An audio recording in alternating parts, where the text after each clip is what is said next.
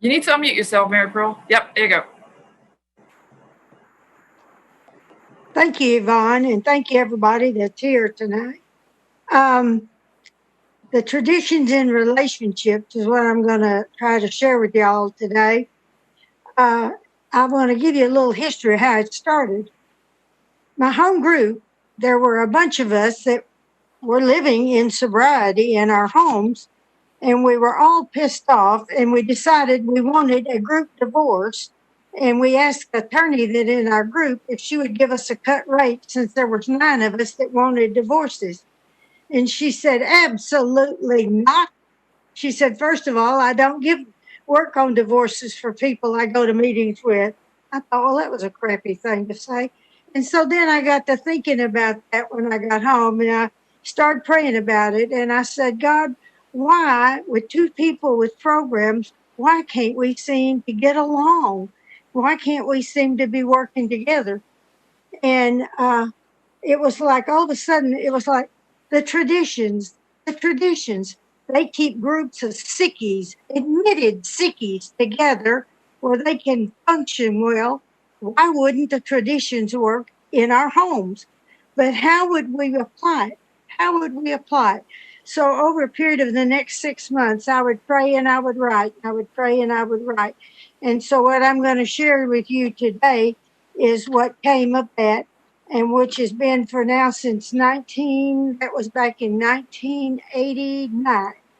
And by the grace of God and working the traditions in our home and the steps in our lives, JD and I have been married 51 years in November. Last year was our 50th wedding anniversary, and that's just unheard of for a second marriage for people, you know. But I can guarantee you it wouldn't have happened if we hadn't had a program and working it. So tradition 1, and now I have reworded these to fit relationships. And I want to tell you, I am not conference approved. None of this is conference approved. It's Mary Pearl and Experience approved. There we've clarified that. So we don't get any crap from anybody. Okay. Our common welfare comes first. A healthy relationship depends upon unity. Now, I was told that all for one and one for all was the greatest good for the greatest number. And in order to have unity in a relationship, I can't take anything into a relationship I don't have. And for those of you who are fairly new in the program, let me start off by saying you must work the 12 steps and get those down under your belt and have a working knowledge of the 12 steps before you will be able to do the 12 traditions. You know, you can't take to a relationship what you don't have. So I have to have unity with my higher power. And that's what I do when I start my day. And that's what I've learned by way of the 12 steps. And as I practice the principles of those steps in my life, qualities appear that are necessities to having unity in a relationship. The first thing is God consciousness. God brings orderly directions. This is the most important relationship I will ever have. And I believe in the RPMs, the reading, prayer, and meditation. When I'm in contact with God, I have more wholeness within myself.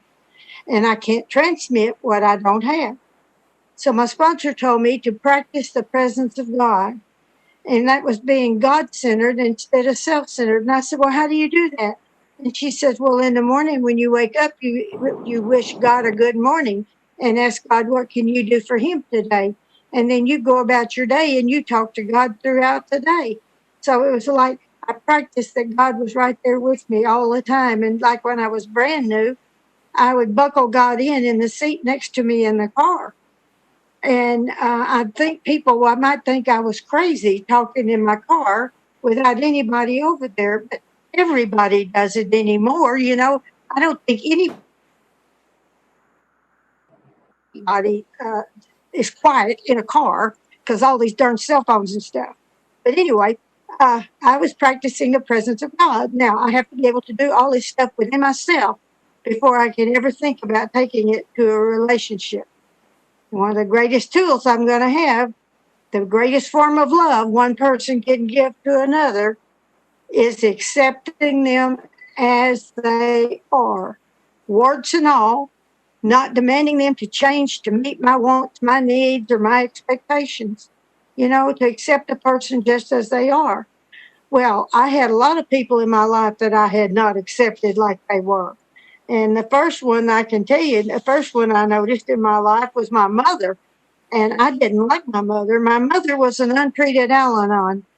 And, I believe that the untreated Al-Anon can cause as much damage in a home as a practicing alcoholic, sometimes more so.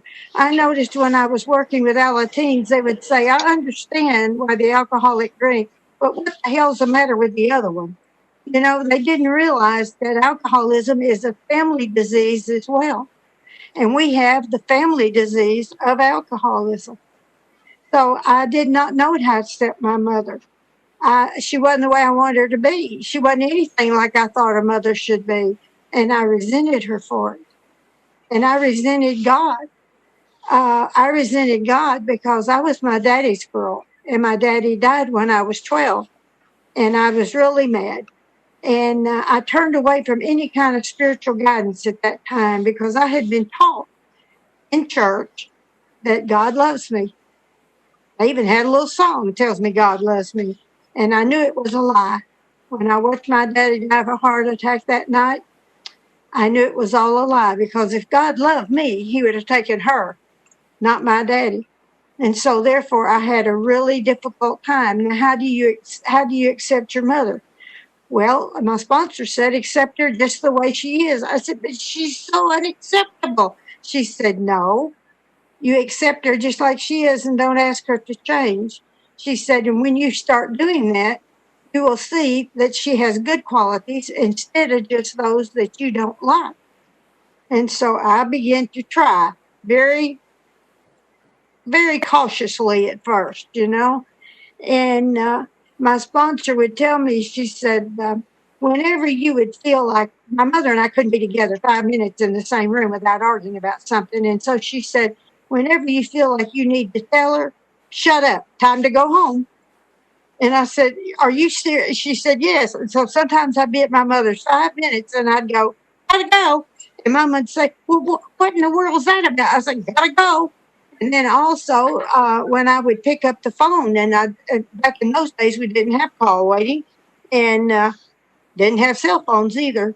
And anyway, when I would hear my mother's voice, I would say, hold on, Mama, I got to go to the bathroom. And I would put the phone down. I'd go to the bathroom, get on my knees and say, God, it's her.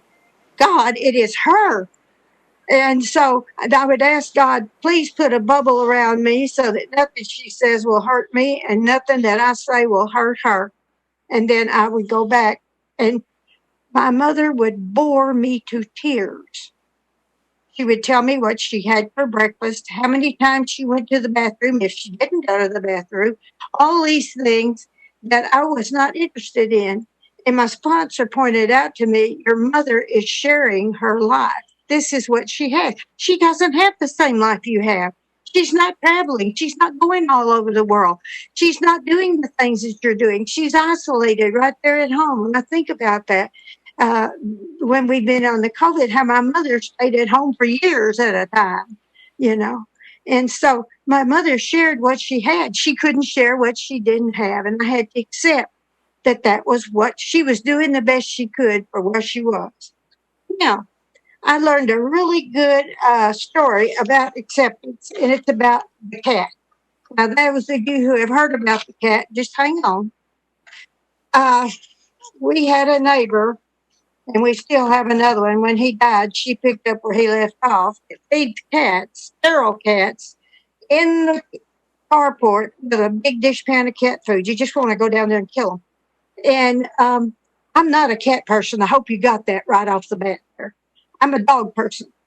My sister Siamese cat attacked me when I was very young, and I had to have 18 stitches. I still have a scar. And so I have never cared for cats since then. But anyway, it was in the spring of the year, and so I decided I was going to have a beautiful flower bed. Now, my husband was a rose grower. He had over 150 hybrid tea roses, but I can't do that. I have a brown thumb, not a green one, but I decided I was going to get me some little plants, and in the front yard. I was going to make me a nice big flower bed. And I was going to plant these, and I was going to have flowers. And he could have all these roses in the rose garden, but I was going to have flowers. And so I went to the store and I got me 17 flats of impatiens. But first, I wanted to have a border, and I wanted these river rocks. So I went to the quarry, and I was looking at all the different rocks, and these river rocks are so smooth and so pretty, and I wanted them all the same size. And so I had made a template of how I wanted it to be sort of a scallop border, and I had taken that template with me, and I set it in the middle of the road in the quarry, and I lined up rocks on it until I had just enough. Not one too many, not one too few. I had my rocks. You know, we're very exact. And so I brought those home and I made my flower bed. Well, that was no small feat, I'll tell you. And I began to plant. Do you know that there are 24 plants to a flat and you got 17 flats? That's a lot of little holes, people. And so I got them all planted and then I watered them and then they began to come up. And that's when I thought about Miracle Grow. Saw an advertisement for it. It said you can have a 50-pound tomato with Miracle Grow. And I thought, that's what I need. I want big impatiens. I don't want little bitty short ones. I want big impatiens. So I got me some Miracle Grow. Now the instructions said once a month to dilute this stuff and put it in the water your plants with it. Now, if once a month is good, once a week is bound to be better. You know, there's never too much of a good thing. So I watered my plants. Well, now I have impatiens 4 foot tall. They are wonderful. People are coming by and taking pictures. I've never seen anything like that before. The blooms were ginormous. I mean, they were just absolutely huge. And I'm just so proud. I'm out there. These are my flowers. And all of a sudden, a hole appeared in my flower bed. They were broken down. Well, impatiens are real tender. It doesn't take a lot. And I'm going, what the hell happened? What happened? I mean, you know, as an Al-Anon, we have to have things perfect. And my flower bed was perfect. So it looked like Joyce is over here in her picture. That's how she keeps it perfect. She has a picture. So anyway, I had my flower bed there and I'm going, what happened? What happened? And JD says, I think I found the problem. It was one of those feral cats. It was a calico cat and would be out there and it would hide in the flower bed so it could pounce on the birds that I was feeding at my bird feeders. And so that really killed me. One day I was watching and he grabbed one of them and bit his head off, a baby cardinal. I like to have had a spasm right there. And I said, that's it. So I go to the meeting, and before the meeting, I was telling everybody about my problem with the cat. And so they began to tell me things to do to get rid of a cat. Now, as many people as you have in the meeting, you'll get as many suggestions on how to get rid of a cat. And the first one was mothballs. They said if you take and put mothballs out there in your flower bed, the cats don't like the smell of it, and so they'll stay away. Not my cat. My cat kept coming back. I named my cat FC. Now, you may think you know what that stands for. Actually, it was feral cat, but it could be cat anyway. Anyway, that was FC out there in the yard. And so then somebody said cracked pepper, the big cracked cayenne pepper. They lick their feet, so they won't like it. I must have a Mexican cat because the cat did not seem to be bothered by the pepper. And so I went through different things. And as I would travel over the country, people would give me solutions. One I got in Seattle one time, where a girl said, plastic forks. I said, plastic forks? She said, yeah, you put the handle down with the little pointy ends up and the cat can't walk on them. Well, guess what? I can't either. I can't leave my flower bed or anything. So that didn't work. And so I was going on and on about it. And then finally I decided, I know what to do.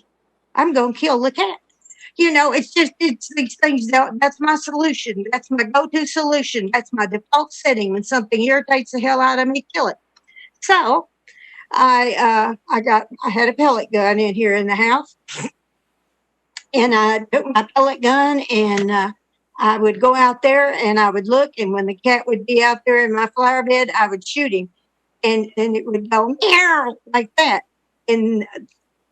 but it kept coming back. It kept doing the same thing, getting the same results, but it kept coming back because that was his food source. My bird feeders were his food source. And so finally, my sponsor sat down with me after I had some tragedies with that gun.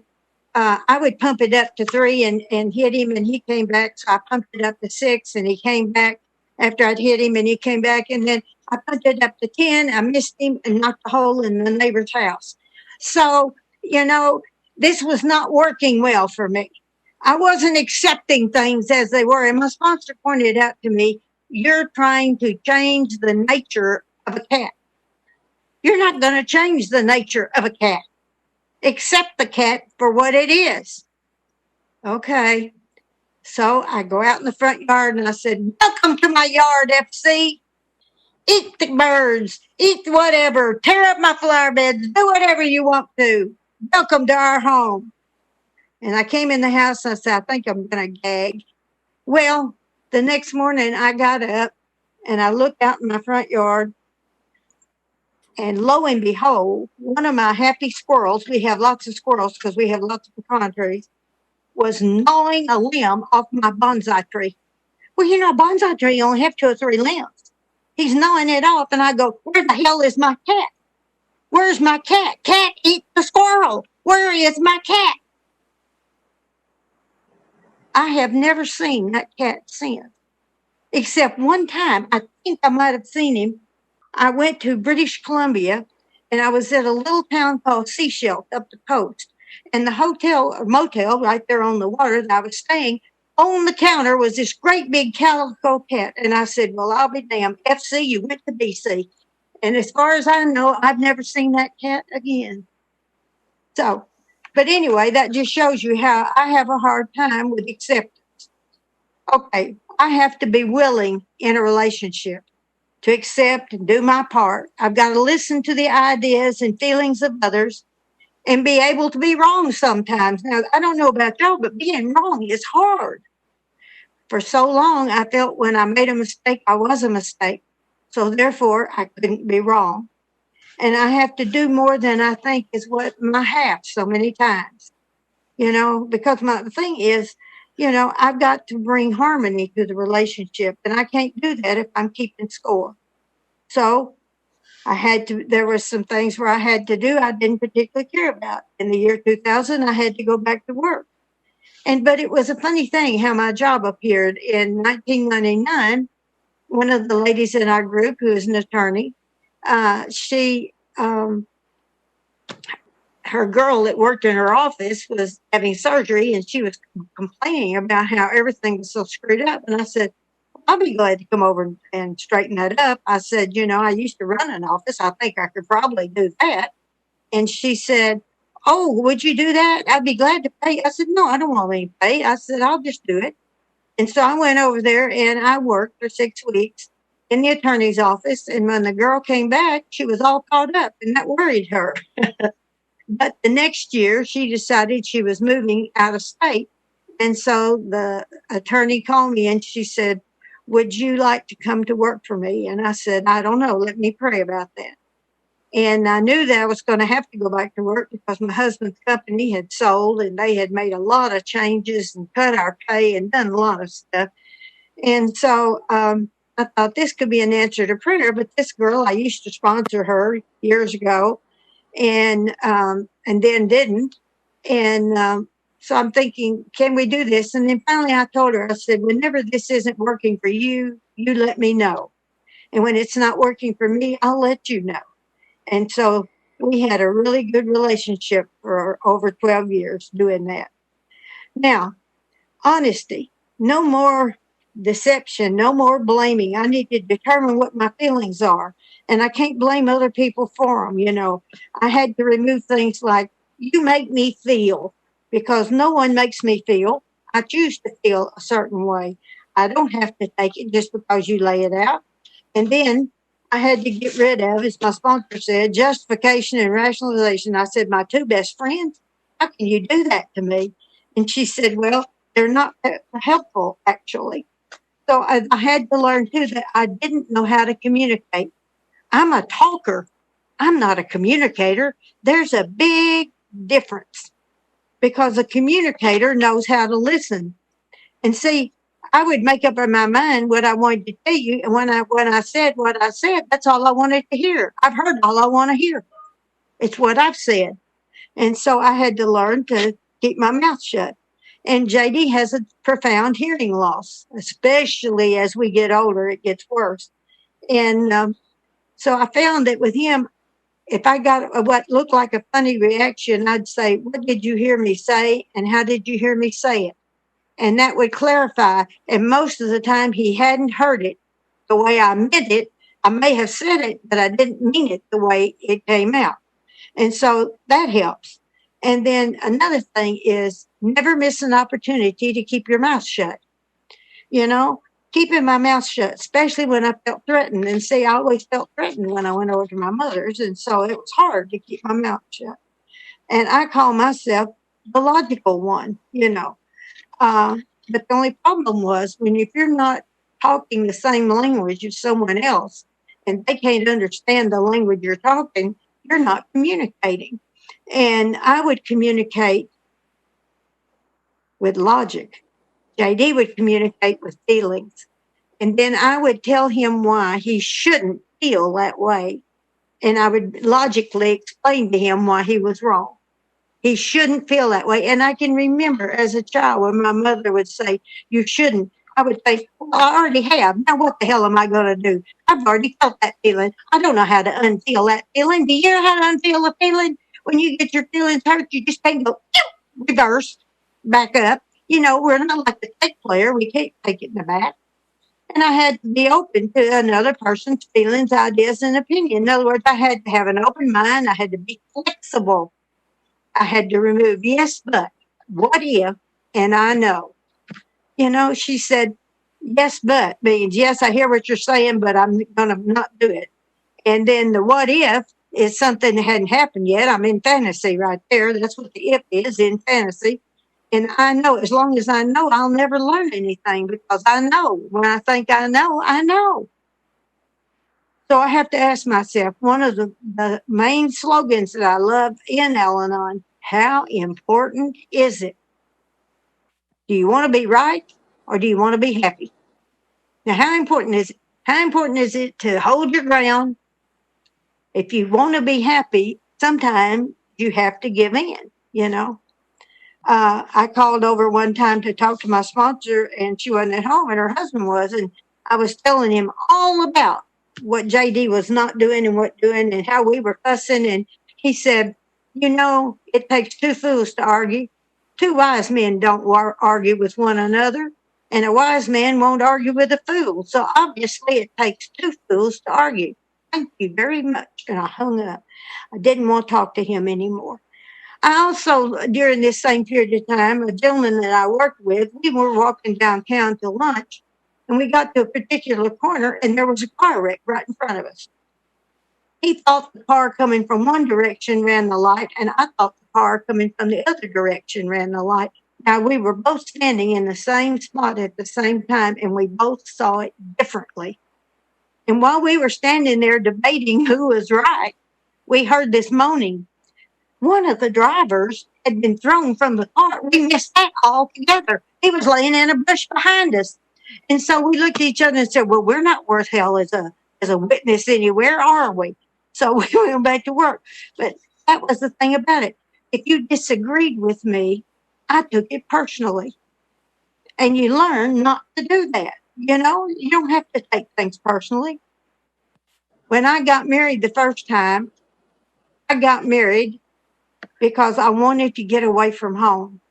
I fell in heat about the same time, so it sort of worked out for a little while. And but I found out that there's a big difference between need and love. I need you, they'll keep you longer when they need you. And so when somebody said, "I want you, I love you, I need you," I went, "Oh, words to my ears." Those are wonderful things, you know. I would never have considered it love. What I needed was approval from others. I wanted approval from my mother from the very beginning, and no matter what I did, it wasn't enough. I would kill myself on a Saturday morning, get in my room just absolutely perfect, and she would come in and find one thing that wasn't done the way she wanted it done. And that's what she would focus on. She would never tell me that I had done anything right on the others. I took hostages, and I have had someone in my life for me to be okay. And you know that you're as bound to a hostage as they are to you. And then I was big at mind reading. My sponsor told me that she who walks around in another's mind is lost.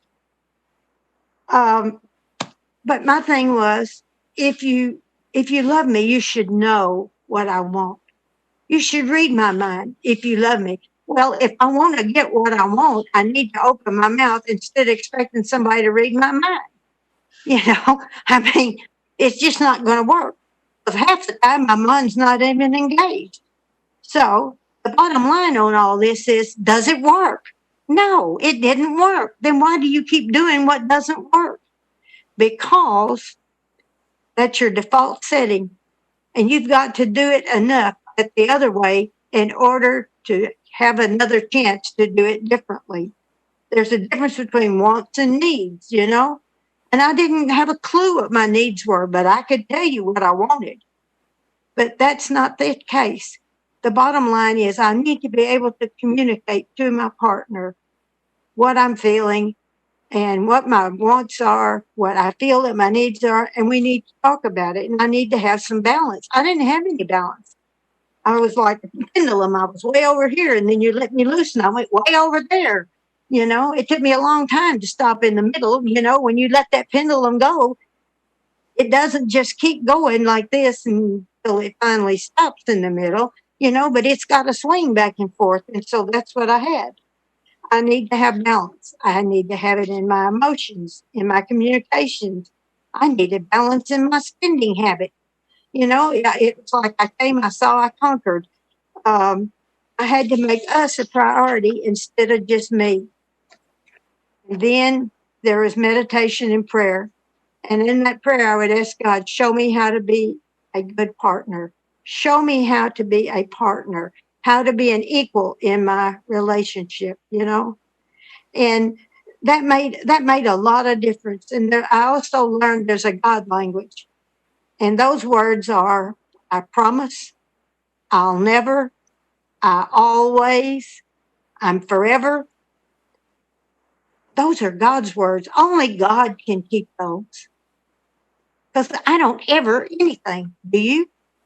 I don't always anything. I do it except when something else happens over here. So I can't say that I always do it. I don't. So, and then I learned that when I would expect him to read my mind, I'd get a resentment. I would always try to help people, to help them to change for their best good. Like I would know. I was paid to be a manager at work, but not at home. My husband, I told him, I said, how come I can get along with everybody? And he says, because they're paying them to mind you. Nobody's paying me to mind you. That's why. And he said, you're not my mama. I don't have to mind you. So that was that equal status that I need to develop. That treating him as an equal instead of lesser than. Gary, you need to mute yourself, hon. Thank you. You had to have you had to be equal, not lesser than. And I realized we're all God's kids, doing the best we can for where we are with what we've got at one moment in time. But we're all equal. No one, that's what I learned in Al-Anon. We're a fellowship of equals. No one is better than anyone else. No one has more than anyone else. We have different gifts, but everybody has their gifts. And so it's learning what your gifts are. Okie dokie. Tradition 2, for our family or relationship purpose, there is but one authority, a loving God, as he expresses himself in our informed family conscience. Each partner is God's trusted servant. Neither governs. Well, I've been a bit of a dominating individual in all my relationships. I either was in charge or I didn't go. And this is where I play God, because it made me feel indispensable. And if you needed me, you would keep me. And they feel like it was a God-given right to manage and control. But where unity doesn't exist, love can't exist either without being damaged. You know, humility has to exist when I can't even talk. Humility exists when this tradition is practiced, because nobody is over anybody. Control was comfortable because I was scared. Now, I would not act scared, and the more scared I would get, the more I would need to manage and control. So if you are a control freak or you know someone who is, you are looking at a scaredy cat. They're scared. And so I had to realize it was my responsibility to quit trying to control everything. And there's another downside to control. When anything goes wrong, guess who's responsible? The person in charge. But then I would blame it on you by saying, well, if you'd have followed my rules or if you'd followed my directions, then it wouldn't have turned out that way. I was not going to take responsibility for it. But in here, we have to learn to grow up. And that's the reason it's so important to work those steps. Not having God in my relationships accounts for the lack of quality I had and the lack of quantity I had in relationships. I had one at a time. I couldn't have more than one at a time because I wanted to be your everything. So you had to be my everything. I didn't know how to do it otherwise.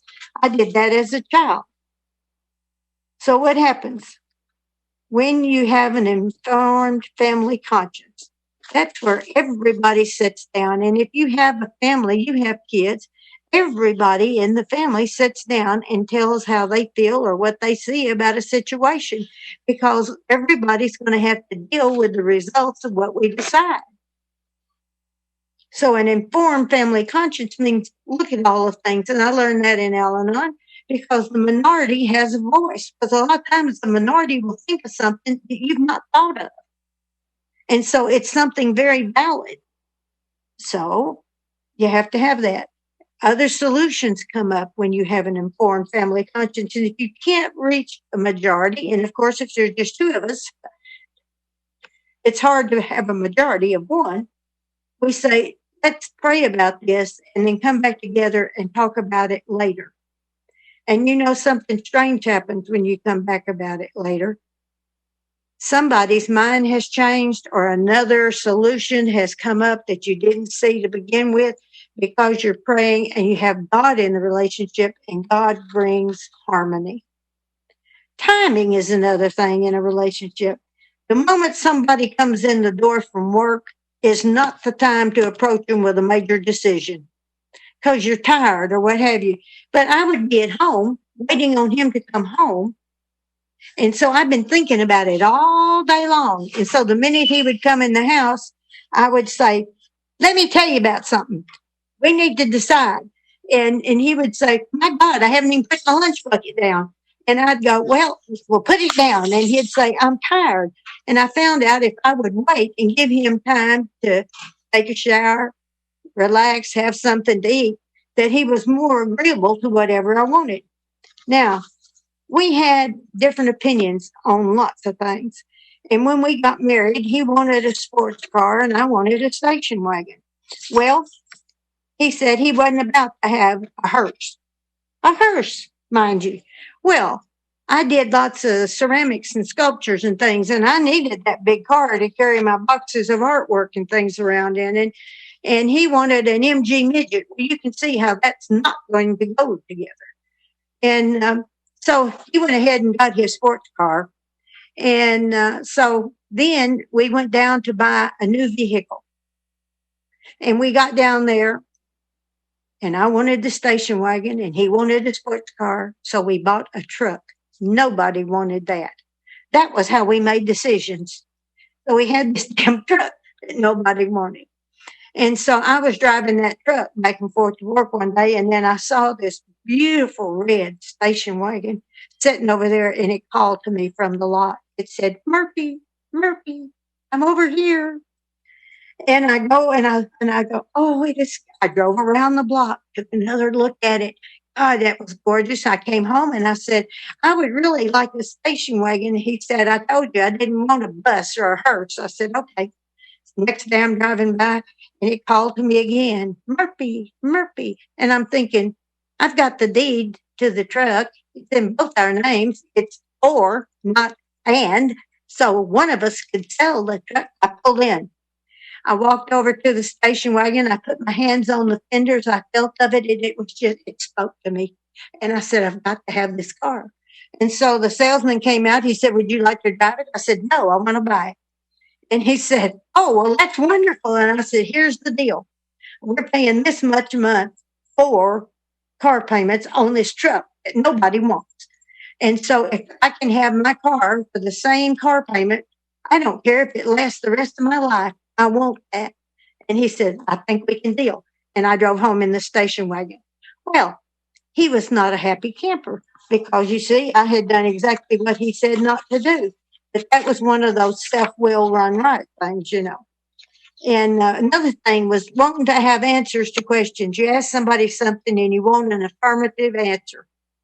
And so my mama used to make me so mad. I'd say, can I go down to Shirley's and play? And she'd say, let me think about it. Oh, what's to think about? Shirley just lives a few houses down. I mean, for God's sakes, this is not an international thing, you know. Can I just go down there? And she'd say, well, if I have to tell you right now, no. Oh, well, I can wait. I can wait for an answer. So I've learned now when somebody's forcing me to make an answer and I don't feel comfortable with it, I can say, if you need to know right now, the answer is no. And then that way I don't have to deal with that. But I've learned in getting answers from God, the best thing I have ever learned about that is I tell God what I think is the solution to whatever I'm wanting to do or any problem. And I'll say, now, God, bless it or block it.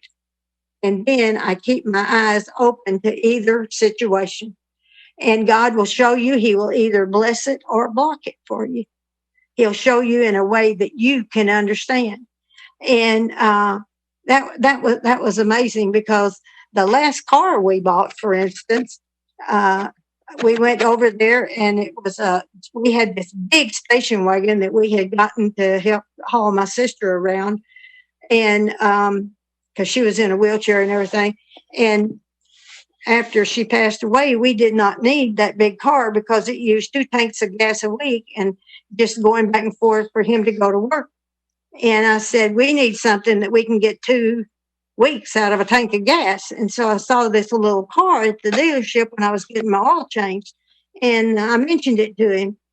And so we went over there and they had a special going that you could get a 0% interest or you could get $7,000 off of the price of the car.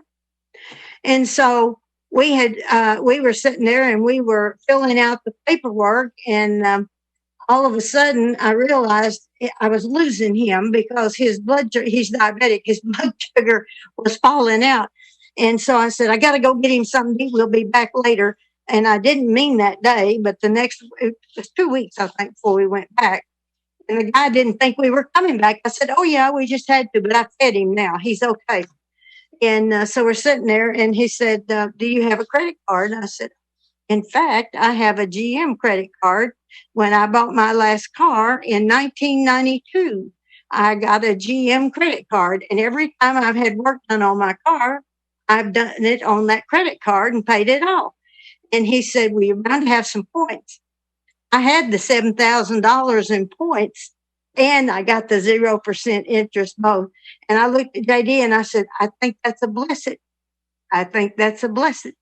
And it was. And it wasn't a bad payment either, I can tell you. But we couldn't even make decisions together about fun things. Or how about going out to dinner? Is that a trial at your house? Where do you want to go? I don't know. Where do you want to go? Well, you pick. No, you pick. Why? Because if I pick this one and then you don't like it, and see, each one of us would do that. You wouldn't say what you wanted, but you'd bitch about it when you got there if it wasn't the one that you were wanting, but you didn't say. And so my sister and I used to do that a lot. And so we got a little box and we put all the names of all the favorite places we like to go, and we'd shake it up and we'd draw one out and we'd let God decide. And then neither one of us could have a bitch about it. My mother used to say to me, it'd say, can't you make JD do this or JD do that? Or can you make him quit drinking?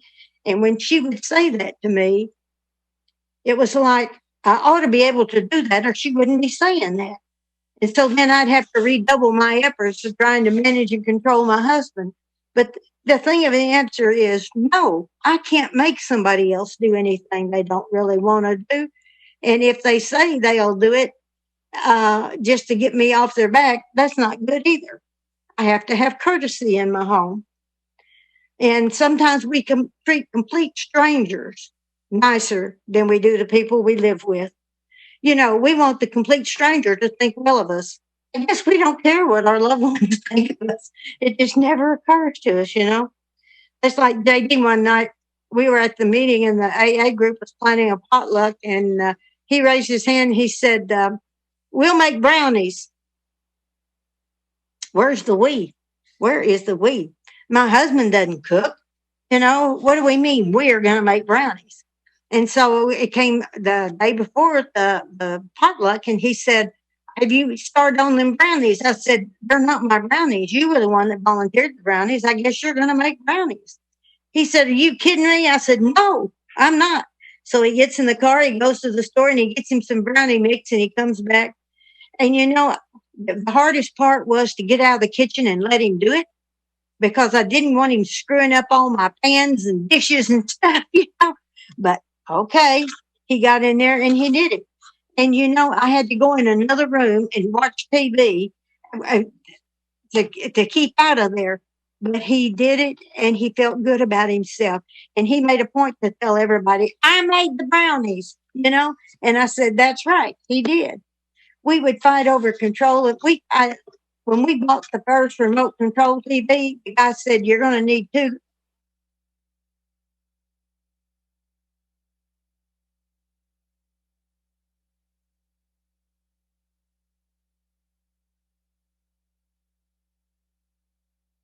Merp, you mute it. I don't know how that happens. My mouse is over here someplace else. Anyway, like I say, we would have the TV remote, and he'd change it and I'd change it, and he'd change it and I'd change it to keep each other. So we decided that we only needed one remote control. And we took turns. We even had a calendar that wrote down whose night it was to have control of the TV. But it was a starting place, you know. It was a starting place. And then I had a tendency to want to get between him and my sister. You know, they were like oil and vinegar. And I couldn't understand why, but they couldn't be together without one of them saying something, the other saying something. And I was telling my sponsor, I said, I have to tell Dorothy, he didn't really mean that. Here's what he really meant. And I'd say, she didn't really mean this. This is what and she said, get out of the middle. Let them have their own relationship. You stay out of the middle. And I said, oh my God, they'll have World War III. She said, so they'll have World War III. And so one night at my mother's house, we were all there, and they got into it, and they had World War III. And after a period of time, all of a sudden, they were talking to one another, and over, you know, they had to clear the air. That's what it amounted to. Each one had to tell the other and clear the air, and then they became the best of friends. And we were talking the other day about missing my sister, and JD said, well, you know, she was my best friend. He said, I truly, truly miss her too. So I got out of the middle, and then they could have a relationship. Tradition 3, 2 or more persons when gathered together for mutual benefit may call themselves a relationship. The only basic requirements for a good marriage or relationship are a mutual desire to be in the relationship and a willingness to make it work. One person cannot make a relationship work. God knows. I think we all tried that one. Mutual desire and mutual work is required. People grow at their own pace, though. You've got to, you know, sometimes I have the desire, sometimes he has the desire. It's better when we can be lazy about that. but we have the willingness. And willingness without action is fantasy. So you have to have the willingness to be willing to be wrong. You have to be willing to change. You have to be willing to give in. There's so many different things. And we swap back and forth on our willingness. If I'm not in a good place, I'll tell him, I'm not in a good place today. So try not to ask me to make too many decisions or what have you, because I'm just not in a really good place. And we have to work on ourselves. He can't do that for me. And he can't fix me, just like I can't fix him. You know, I remember one morning I got up to go to work and I was in a bad mood because it was morning. I'm a night person. I'm not a morning person. And he said, you know, I wish you a good day. I don't know that you're going to have one, but I'm going to have one because I'm going to work. Bye. And I thought, how dare him leave like that to tell me? But he made me responsible for my own day instead of me saying he did this or he didn't do that. And that's why I'm having a crappy day. Not so. That was my own deal. And I was so grateful one day when he got up and he was in a bad mood. And I said, oh, well, I'm going to have a good day today. You may not have one. And I can turn that around. We laughed a lot about doing that, you know. But communicating with one another is a must. And you've got to remember, all things come to pass. All things. The situation that we're in now, at some point, this COVID virus will pass. There are many unhealthy reasons for staying in a relationship. You know, I felt trapped. I had fears of emotional and financial insecurity. There's confusion. You don't know what to do. There's materialism. I don't want to get a divorce because if I do, I'll have to split my things and I don't want to lose my things. There's pity, not love. He needs me. Feeling sympathy instead of love for somebody. And then there's that pride that doesn't want to admit I've made a mistake. But a new relationship, when you come to that new relationship, I remember when I first met JD, described him to the girls I worked with, he was perfect. He was absolutely perfect. I saw his potential. God help you when we see your potential. And then after we got the little piece of paper, now I'm going to change him. I'm going to take this perfect person that I had. All of a sudden now, I see all of the flaws. And now I want to change him. And that doesn't work. As my mother said, you made your bed, now lie in it, you know. It's easier sometimes to stay with the known than to jump into the unknown. But when the fear of the known becomes greater than the fear of the unknown, you'll take a chance and do something different. And that's what I did. There's things that I did to kill my first relationship. There was fear and dishonesty, especially with feelings. I would never be honest with him about it. And I would have obsessions, you know. I had an obsession. I liked attention. And my husband played in the band in the clubs on the base where we were. And I would work the room while he was playing in the band. You know, I liked all that attention. I had mental unfaithfulness that goes before the affair. That's where you're planning the affair. And wouldn't that be fun? And how would we go about this? And you think to yourself, well, I would never do anything like that because I wasn't raised like that.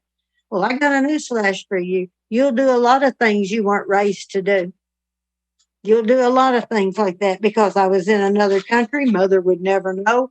You know, that's the main thing. You know, you may kill 14 people, but don't kill my mother. You know, that's the thing of it is. And I didn't have a good relationship, but I didn't want her to have more to hold against me. And then there was that avoiding things like being unavailable physically and emotionally. What happened?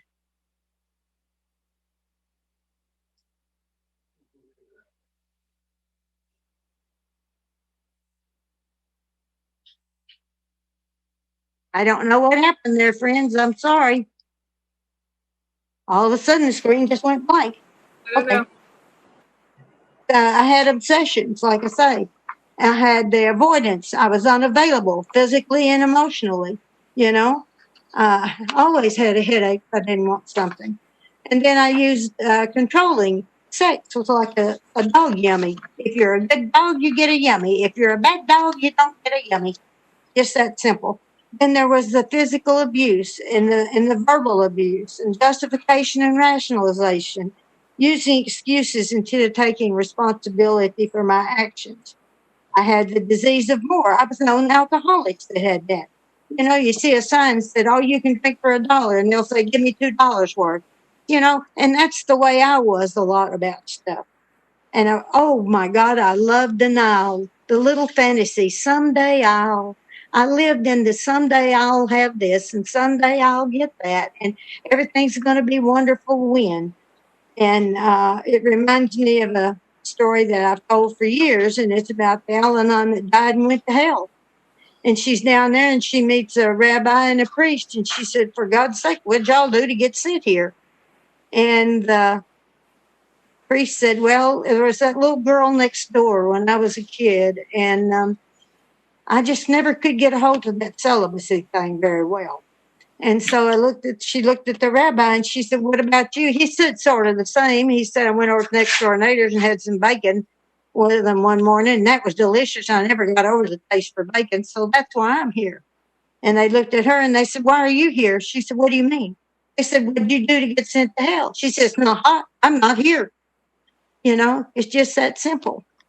And that's the way I was about a lot of stuff. It's not hot and I'm not here. I've had spiritual bankruptcy. Remember, I had not had a relationship with God since I was 12 years old. And I had made bad choices. And I had to learn in my inventory about these bad choices that I made. And I would write about them and I would say, "I did this because," and everything that followed because more or less was bull. And so finally, after marking out 3 or 4 answers, I finally put the truth down. I did it because I wanted to more than I didn't. I did it because I wanted to. And then there's also bitching. Lord, I hated my mother's bitching. She bitched about everything. And then one day I looked in the mirror and I'd become my mother. I was bitching about anything and everything. And there's a story there about a little nun. And she was sent to the convent and she had to take a vow of silence. And so Mother Superior called her in after a year and she said, "You've been a good nun. I'm going to allow you to say 2 words. And she said, "Bed's hard." She said, "That's right. The beds are hard. Go back and pray." And the next year she called her in and she said, "You're going to be allowed 2 more words." And she said, "Food's bad." She said, "Yes, the food is bad. Now go back and pray." And the next year when the little girl came back, the Mother Superior said, "You're allowed 2 more words." And she said, "I quit." And she said, "Well, it's about time. You've done nothing but bitch since you got here." You know, and that's the way I was. It didn't make any difference. I was selfish, you know, selfish. What I want, me, more, mine. And then there's self-centeredness. That's where it's all about me. And then the self-seeking is what's in it for me. And the things that happened that as a result of working these traditions that helped my relationship was learning to have a sense of humor. Oh my God, you know, I came home from the meeting one night. We had a tornado in the area and there was a tree in my living room. And JD was standing on the front porch, jumping up and down, and he's screaming, "There's a tree in the living room." Like I can't see, there's a tree in the living room. And I said, "Okay." And he said, I told him, I said, "It's okay. We can take care of that. Don't worry about it." He said, "What do you mean?" He said, "There's a tree in the living room." And I said, "Well," he said, "You don't understand." I said, "Yes, I do." And he said, "How do you understand?" I said, "Well, I hate to bring this up, but I will. There was that time that you were going to cut down the tree in the backyard and your saw got hung in the tree and you went to the bar to think about it. And while you were gone, we had a windstorm and the tree fell and it came into the kitchen. It wiped out the gas grill and came into the kitchen where I was. I do know how it feels to have a tree come in the house." And he just sulked off, you know. But that's the thing, you know. I do know. And I said, you know, he said, "Well, I can just know that you and Jennifer were over there at the meeting," because I was at a meeting when it happened. And he said, I said, "What were y'all doing?" And I said, "We were under the tables at the meeting." And I said, "What do you think? Do you think we were over there going, I bet the tree is going to fall in the living room on top of JD and it's going to drive him crazy. Do you think that's what we were talking about? And he said, no. I said, we were saying the Serenity Prayer. I said, it was just that simple, you know. And so he has been so fun, though, to live with, especially in sobriety. And after we got past that, those first 2 or 3 years were real hard. And that's the years we were working mainly on the steps and on changing ourselves. We didn't worry about the relationship to start with. You know, you get hung up and everybody wants to start on the relationship. Well, you can't take what you ain't got to it. So we had to wait till we could have something. And so we had to learn how to make a sincere amends to one another, to forgive one another, to be able to put the past in the past with a living amends, and the willingness to change for the good of the relationship, and being honest, sharing our feelings and truth as I see it at this moment in time. And one of the big things that we've done for years, we pray together. The first prayer we did together, we got on our knees by the side of the bed, and our sponsor had told us that there was a convention coming up and that we really needed to go, but they'd been out of work for 6 months. We didn't have any money to go. And we got by the side of the bed and we held hands and said, God, we'd like to go to the convention if it's possible. Thank you very much. That was the prayer, just plain simple. But it was the first time we prayed together on something. And lo and behold, we got to go to that convention. And, you know, it was amazing. It was amazing how God worked that out. You see, it started off, I had figured out, because, you know, I'm the figurer, but we would eat cheese and crackers in the room. And that way we wouldn't have to pay for meals. And if we had just enough money for registration and for our gas over there in our hotel, we could maybe do that. And I looked at him one night and I said, you don't have anything to wear, because this is the day of polyester and the leisure suits and things. And he smoked. And when he smoked, his cigarettes would fall and he looked like he was wearing a colander. You know, he had all these burns and holes all in his clothes. And so I said, okay. So we got an advertisement in the mail from a place in Chicago for a closeout on men's suits. You got 2 pairs of pants, a reversible vest, and a jacket for $50. And I said, it can't be much. But nothing ventured, nothing gained. So we ordered it. Well, come the week of the convention, we are $35 short for the bare minimum. And I said, well, it looks like we're going to have to call and cancel the reservation. And JD said, oh, my suit came today. And he was trying it on and he said, it looks nice. I mean, it didn't really look like a $50 suit. It looked like a nice one. And he said, just a minute, something's wadded up in the pocket. And he took out a 20, a 10, and a 5. And we looked at each other and we said, we would never have thought to tell God to put it there. And we sat on the floor and we hugged each other and we cried. God did for us what we couldn't do for ourselves. That money came in the pocket of a suit from Chicago, the exact amount. And we went on and went to that convention. And somebody asked us out to eat at every meal. And then came the big banquet. Well, of course, we knew we couldn't do that, but we take over that hotel, so they have it on closed circuit TV. And we're feeling sorry for ourselves. You know, we're new. We're feeling sorry for ourselves. We'd had all these blessings that had happened, and it's like you forget the one you had yesterday, you know. And all of a sudden, JD said, what's that in the floor? And I looked, and it was an envelope. And in that envelope were banquet tickets at the table with the speakers. Now, was that a trip for 2 newcomers? 2 newcomers. You see, the people, there's no more generous people in the world than the people of Al-Anon and AA. There's no one more generous, and they're more loving. And that was just more than we could have ever dreamed of. You have to have healthy communication and courtesy and respect for one another. I realized after 2 years of focusing on myself instead of on him, he had begun to change. And you see, I didn't have any respect for him when he came because he never kept his word. He always got drunk. He did all these things. And then it occurred to me, he's not doing all those things. He's being different. And I realized I could respect him. And he's a worker. Now, this is a guy that worked 2 days a week at the most when he was drinking. And he went to work.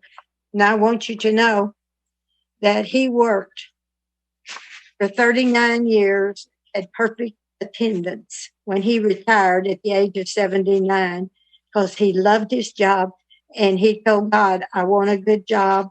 And he told him when he went to work there, he was an alcoholic. And they asked him, did he go to AA? And he said, yes. And they said, we love your kind here. We can depend on you. And so they did. So he has never been lazy in sobriety. He's not a taker.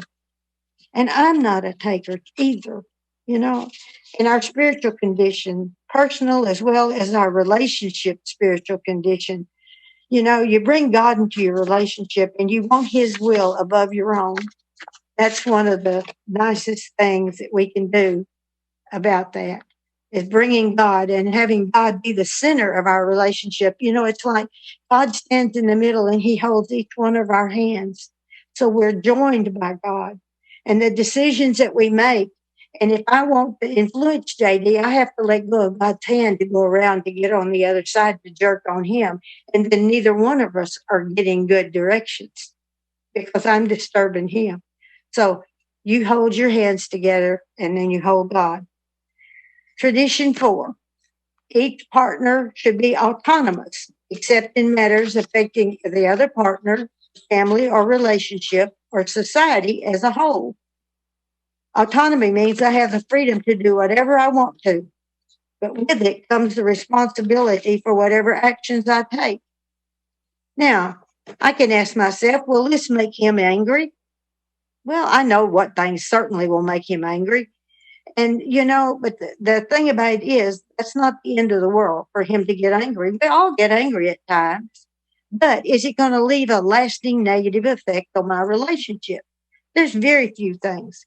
But what I do is I check it over with my sponsor and I'll say, what do you think? Because I've learned the mind is a dangerous neighborhood. Don't go in alone. And when your thinking is broken, my sponsor says, try not to use it so much. And every time I hear one person I sponsor say, I've been thinking, it gives me cold chills, just cold chills. And, I have to be careful with my thinking because during the last year, before we got to this program, JD was not drinking. He was taking antabuse. I had taken him to the doctor, and the doctor, JD's insistence, he wanted to take antabuse because a lot of his friends were taking it. And all I wanted was for him not to drink because, you see, that was the only problem. Well, I found out that was not the only problem because he wasn't drinking. And that was the year I went over the edge. I couldn't blame him, but I did for everything. We couldn't get along on anything. It was the year of the dry drunk. And oh my God, that was hideous. Absolutely hideous. And it was during that year that I got so sick that the committee came. And I was thinking, I'm so miserable. I am just so miserable. Boy, I am too. Well, what are we going to do about it? I don't know. What do you want to do? Do you want to get a divorce? No, I don't want to get a divorce. Well, I don't want you to get a divorce. Well, I've already divorced one. If you have to keep divorcing them, what's the common denominator? We're not going there. Okay. So what do we want to do? Well, if you were a widow, what was that? If you were a widow, that would be honorable. Wouldn't be like being a divorcee again. I like it, but he's not dying. We can take care of that. Oh, how about? Well, let's see, take an ice pick, stab him in the neck and watch him drip. Oh, I loved it. I loved it. I would dream about murdering him. It's like, before when he would get drunk, I would beat him up. And so therefore I release some of that anger, but see, I don't have anything to release that anger to because he's not drinking now. And so that's when the murder default came in.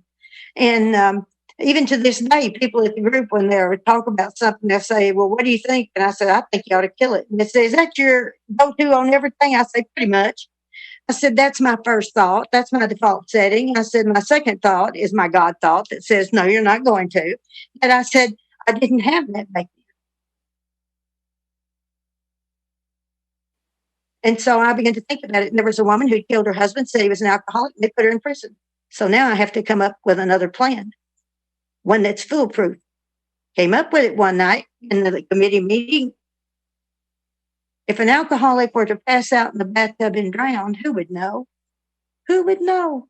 We all liked it. It was a group conscience. So now all you have to do is just wait for the opportunity, because you know sooner or later he's going to drink. He always does.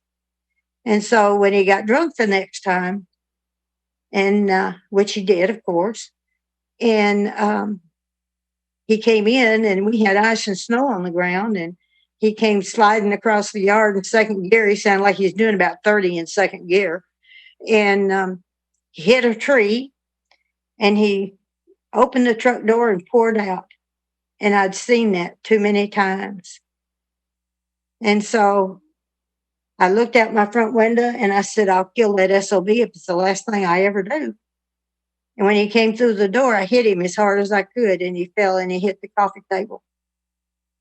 And when he hit that coffee table, it knocked him out. And I drug him across the living room floor. I drug him into the hall, into the bathroom, took his clothes off, ran the bathtub full of warm water, put him in, held him under until the bubbles quit coming. And a voice came that was not a committee member. And the voice said, look what you're doing. You can't do this. I picked him up by the hair of the head, put him back down again. I said, the hell I can't. And then the voice said, do you not realize you're taking the life of someone you once loved? That's murder. No. Scared me to death. If you'd have told me I was capable of that, I would have told you were out of your mind. I was out of my mind. And so I am so grateful. When I lived in Newfoundland for 5 years, I worked for the American Red Cross, and I'm a senior lifesaver. Thank you, God. I knew how to resuscitate. So I jerked him out of that bathtub. I resuscitated him, dried him off, put him in bed, got the hairdryer out and dried his hair because I didn't want him to catch cold. Want him dead, but I don't want him to have a cold. Well, now let me ask you, ladies, have you ever been around a man with a cold? Aren't they the biggest do they ever have an ordinary cold? Don't they have Hong Kong flu, pneumonia, something like that? They just never have a plain cold, and they're so pitiful and complaining. I had rather had him dead than with a cold. And so I left and I went back into my living room, where I rocked and rocked until time to go to work the next day. And I went to work as if nothing had happened, because you see, denial is a wonderful thing. Denial. And see, justification is too. If he hadn't got drunk, I wouldn't have had to do that. It wasn't my fault. It wasn't my fault until I got here and found out.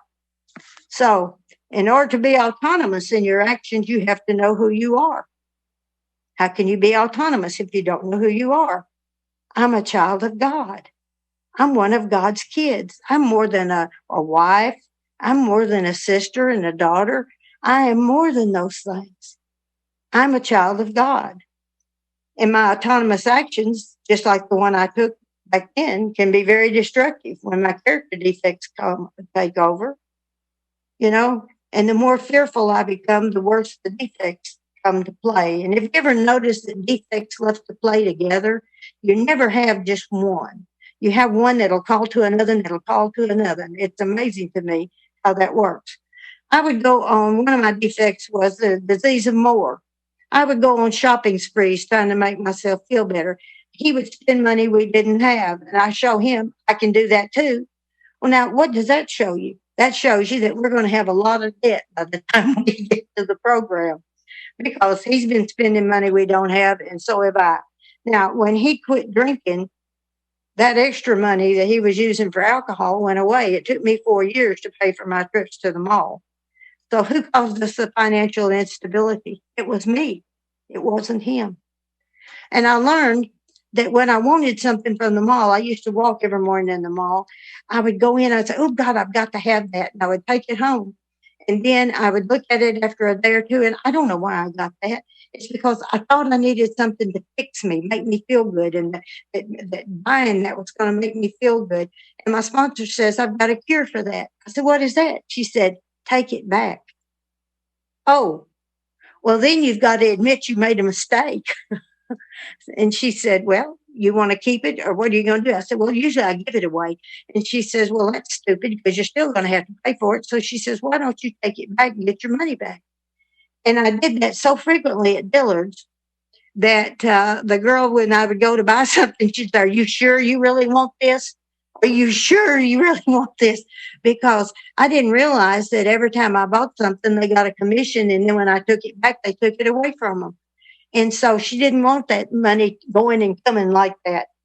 And so then I had the spike couch. I wanted this couch in spite of all things. I wanted a particular couch and a particular fabric, and I ordered it from the factory. And when it came in late. It came in 6 months late because they had a strike, a longshoreman strike up in New York, and the material for it wasn't from Belgium because it was a nice couch. And so I had to go without a couch for a while. But anyway, I got that couch in spite of everything. And I decided after I got in the program, I was sick and tired of that fabric, but I was going to keep it because it had to show me it was a living proof of what I do when I think I've got to have something. I needed to have to keep something instead of just going ahead and getting rid of it, not looking at it. And my mind works so fast.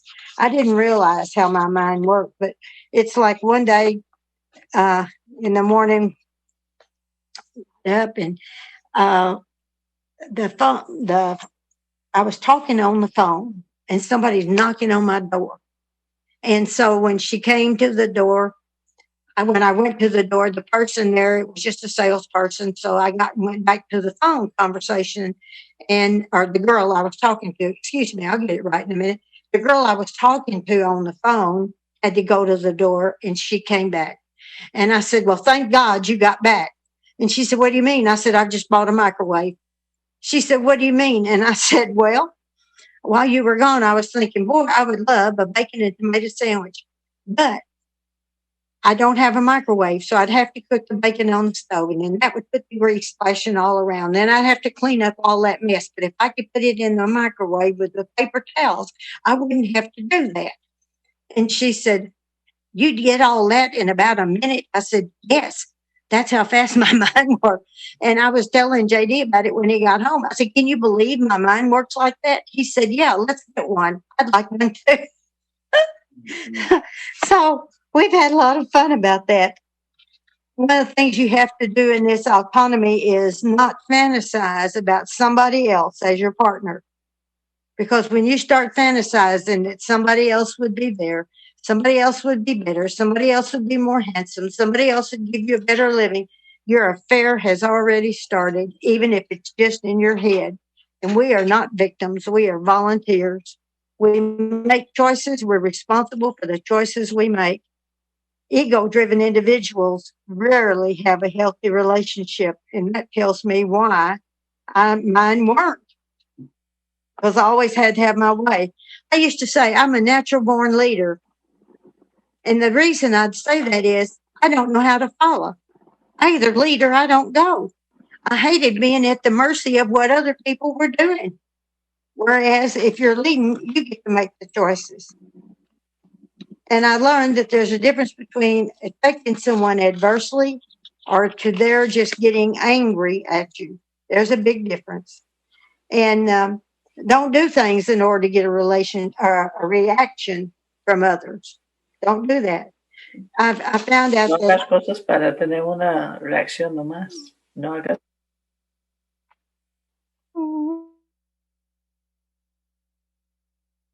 okay. Mary Pearl, you still there? JD took an autonomous action. Yeah. JD took an autonomous action that just about pushed me over the brink. He had talked about making a water garden for the backyard.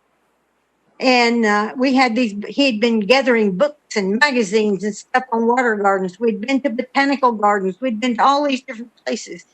And one of the requirements is they're about 18 inches deep and they're about so big and what have you. I went off to speak at a conference one weekend. I came back on Sunday night. He didn't say anything about having made a water garden over the weekend. All I know is the next morning I woke up and I have 2 poodles. And my poodles were in the bed with me and they were sticky. And I'm going, what is that?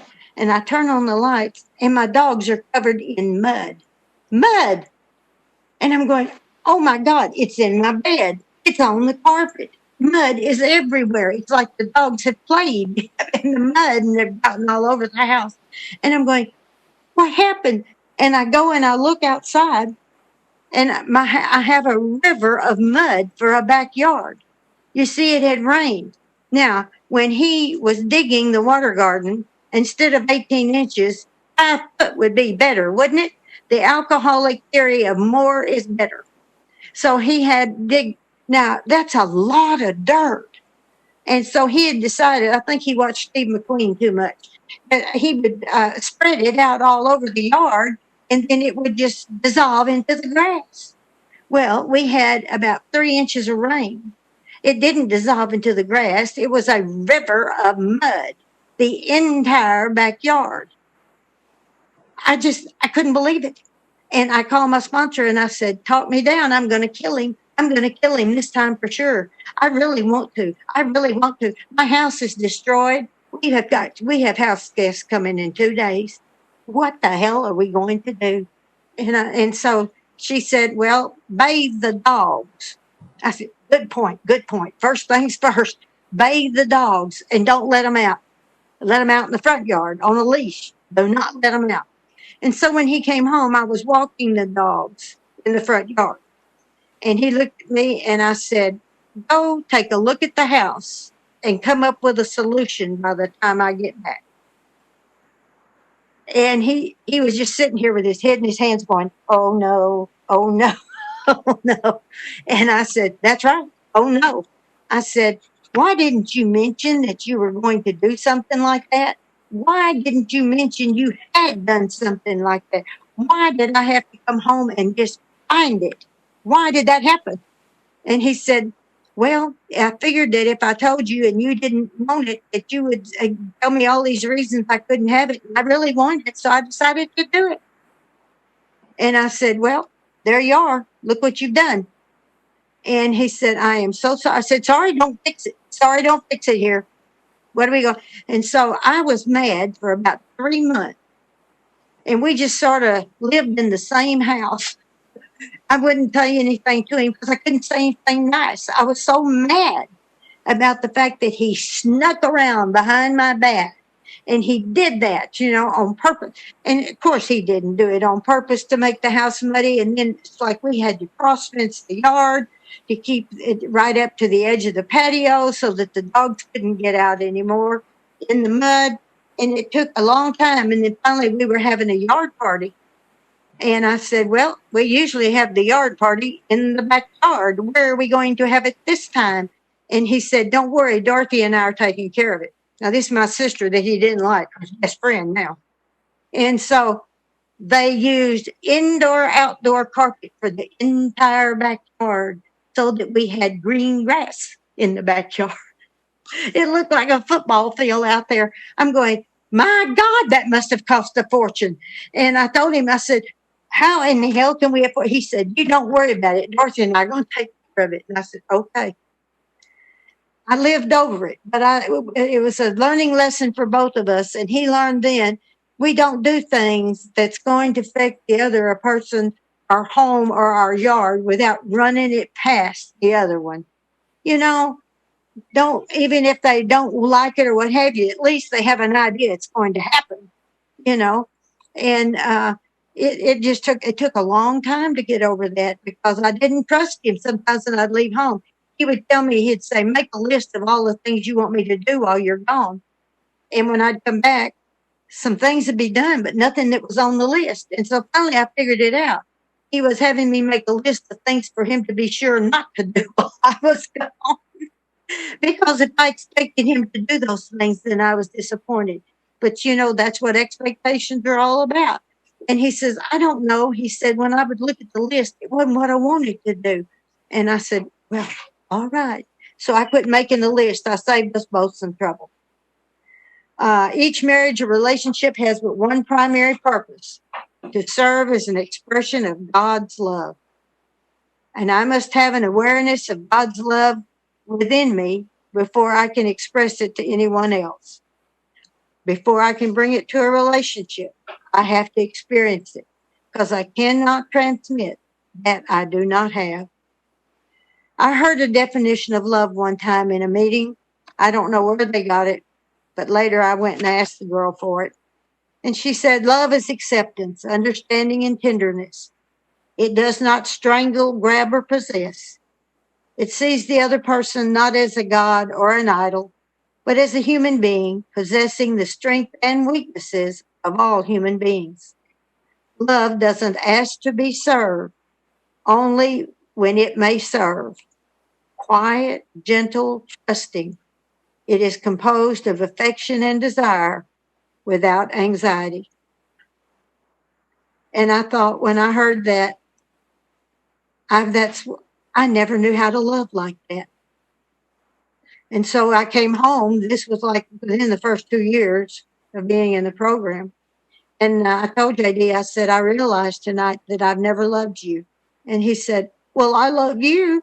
And I said, well, but I read him that. And I said, according to that, I've never loved you. I've never loved anybody like that.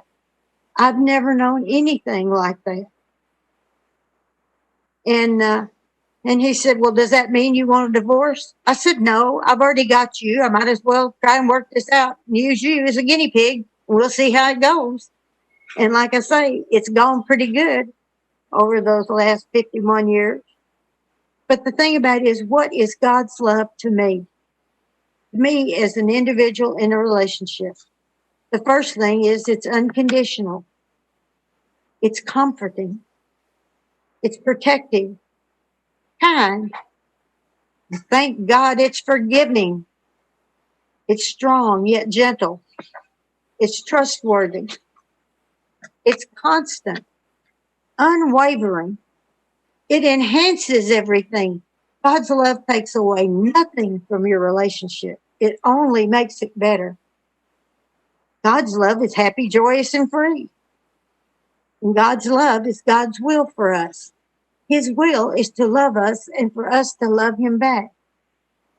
Did you know God always goes ahead of you and plans in love? Because you're his kid. What parent doesn't want to do the best for their children? So God always goes ahead of us. Didn't God go ahead of us this year, people? When this virus came and we shut down our meetings, Zoom appeared.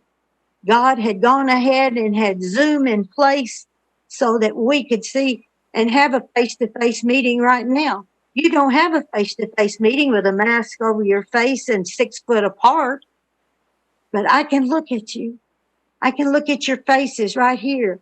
I can see your smile, or I can see your nod, or what have you. That I wouldn't be able to see your smile with a mask on your face. And I'm one of the super high risk on the ends. You see, I'm no longer mobile. I don't walk hardly at all. And my doctor tells me I've been in the house since the second week of March. And I know that drives a lot of people crazy, but JD and I have learned that we love each other even more than we have before, because we're here together and we're going through a hard time together. And JD's 84 and I'm 78, and here we are, and we have this relationship that we've never had before. It's so much stronger now from having to go through that. So God went ahead and planned in love, because see, JD's taking care of me. JD does all those things that I used to do. He does the laundry and he does the housekeeping, and he's learning how to cook. Thank God. Only thing he knew how to cook when this started was hot dogs, and I don't like hot dogs. But I can tell you, he does make a mean tomato sandwich. God is all wise. God is all powerful. God is whatever I need God to be at any point. You know, when I pray and I ask God this morning, I said, God, be with me today and help me to share with the people the things that I have done that have helped my relationships. You know, help me to remember all these things. And of course, I have to have notes. My God, I'm 78. But I'm just telling you, I have notes. I don't have whole stories, but God is whatever I need him to be. And then this morning, I got to watch my son by choice, a gentleman I've been sponsoring for 26 years, do a wonderful workshop with some other gentlemen. And those are good things to my heart. You see, God went ahead and planned in love. And the woman who could not have children has so many. I feel like I'm the old woman lives in the shoe. I got more children I know what to do with sometimes. And these are my sponsorship family, my family of choice. I am the last of my family. I have no more biological family alive, but I have my program family. I can't tell you what that's meant to us. We have people calling us. We have people coming and putting surprise things on our front porch because they know I don't leave the house and we don't let anybody in, you know. And we have our groceries delivered. See, they didn't have a delivery service at Walmart to your house. They had one you pick up, but they didn't have one to your house. And I said, my God, I wanted this 20 years ago. I hated going to Walmart. Even in my motorized chair, I hated going. The first time I went to Walmart, my motorized chair, I wasn't used to using the little toggle on the side, and I made a quick turn and whacked out a hole in tap. Fortunately, it wasn't anything breakable. But, you know, I'm dangerous with that playing out in my stores. But when God's love is removed from a relationship, the relationship will die because self-will kills. You know, it tells you in the big book, self-will is like a tornado roaring through people's lives. And that's what I did with my self-will. But we only have one primary purpose. One primary purpose. And the focus is just one thing. That makes it real simple. We don't have to get so fragmented. Expressing God's love or God's will in your relationship. Not what I want necessarily, but what God wants. Well, how do you know God's will? Well, my sponsor has given me some wonderful tools. I have had the same sponsor for over 43 years. And she's 98. Excuse me, she's 97. Don't need to make her a year older than she is. She told me, ask God to let you see the people you love or others through his eyes. And this is what was going to help my relationship in expressing love to my mother. I had to see my mother through God's eyes. And so I would pray every day, God, let me see mother through your eyes. And I did it for over a year. And then I asked my sponsor, I said, how long do I have to pray this dumb prayer? She said, just till it works. I said, oh, okay. So I keep praying the prayer. And then one fall, I went by my mother's. And as I drove in the driveway, we had a long driveway, and she was out in the back field raking leaves. I noticed something about my mother that I had never noticed. My mother was short. I was 5'8". My mother was like 5'1" or 2. You know, she's a little bit short, dude. And I'm going, how would I not know my mother is short? I said, God, how would I not know? And the answer was, because you always come as a child, wanting from your mother, which you never got as a child. You always keep coming back, wanting, not coming to give something, but coming to get something. And as I walked closer to my mother, it's like I saw inside of her heart. And it was not a heart filled with love that she was withholding from me. It was a heart that didn't have it. You see, she left home at the age of 13. Her mother and daddy were both drunks. Her daddy tried to rape her. And so she left home. And she lived on the streets of Tennessee. She ended up in Memphis, walked hundreds of miles, stole food out of people's gardens, slept in drainage pipes and stuff. Was living in an alley when the lady who had a boarding house on that alley told her she'd give her room and board if she'd come in and help. My daddy was much older than my mother. He'd fought in the First World War, but he was there at the Second World War in charge of all the recruiting, but it wasn't that late yet. My daddy was born in the 1800s, and my mother was born in 1900. And so he took his meals at that boarding house. And when she turned 16, they got married in the parlor of that boarding house. And so my mother didn't have anybody to teach her about love. So where had I learned about love? In the rooms at open AA meetings and Al-Anon meetings. In the fellowships of AA and Al-Anon, I had learned how to live for fun and for free and how to love people regardless. My sponsor's a black woman. When I came here, I was a racist. And she taught me to love all people regardless of their color, their creed, or anything. Just love them. Just love them. Because we're all hearts that hurt. That's what she told me. She said, you know, in here, we're just hearts that hurt. And a heart that hurts has no boundaries. And so I knew when I saw in her heart that she didn't have love, she'd been punishing me by withholding it. I knew if somebody was going to have to bring love, it was going to have to be me. So I walked over to my mother and I asked her to put the leaf broom down. And when she put it down, I said to her, Mama, and I put my arms around her and I gave her a big hug. And boy, she was stiff as a poker. Because we don't touch, we don't talk, we don't hug. Wasn't something we didn't do. And she looked at me and I said, I needed to do that for me. And every time I would go to see my mother from then on, I would give her that hug before I left. And then I noticed she began to stand up and come closer when I would get ready to leave because she wanted that hug, but she wouldn't hug back. But she wanted that hug. And so I began to do those things. I began to see my mother through God's eyes. And what would a loving mother, daughter, son, whatever do? You'd do things to make them happy. Things that would, and see, Mother's Day was so hard for me because to find a card that said, Happy Mother's Day, bitch, you just couldn't find one back then. But with a computer, you could make one. But I didn't have a computer. See, God wasn't going to let me hurt my mother like that. And so I began to buy her the kind of card she wanted to get. The kind of card that said you were a good mother.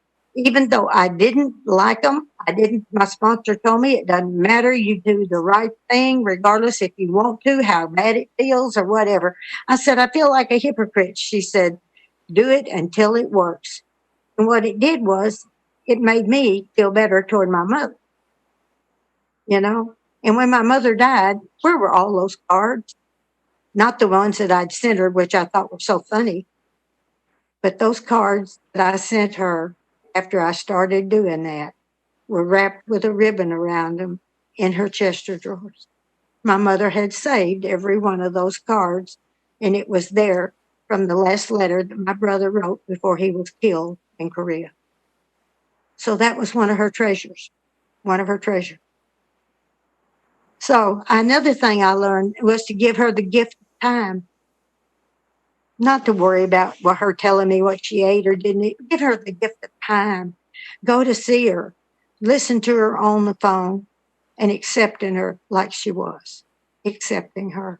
And I'm so glad I did that because there came the day when my mother said to me, I want to ask you something. How come when your daddy died, you became such a rotten, ornery kid? I said, I was getting even with you for not loving me. She said, what do you mean I didn't love you? I gave you a roof over your head, clothes to wear, food to eat. It was more than I ever had. And see, I knew it was. And see, all those years I had taken that for granted. That's what parents are supposed to do. I didn't realize that to my mother, that would have been everything to have had something like that. But she didn't have the things that I wanted. But you know, God went ahead and planned in love. I have a sister that was 16 years older than me, and that sister couldn't have children either. And I was like her child to her. And she did all those things I wanted my mama to do. And I didn't give Dorothy credit for it. And I blamed Mother for not doing it. You know, how blind can you be? How blind can you be? So being an expression of God's love is not doing for someone what they need to do for themselves.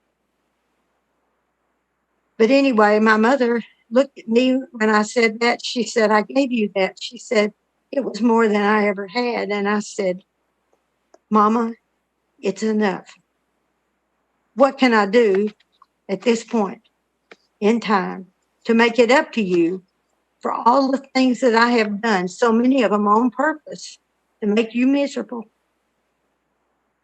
She looked at me and she said, forgive me for not being the kind of mother you needed.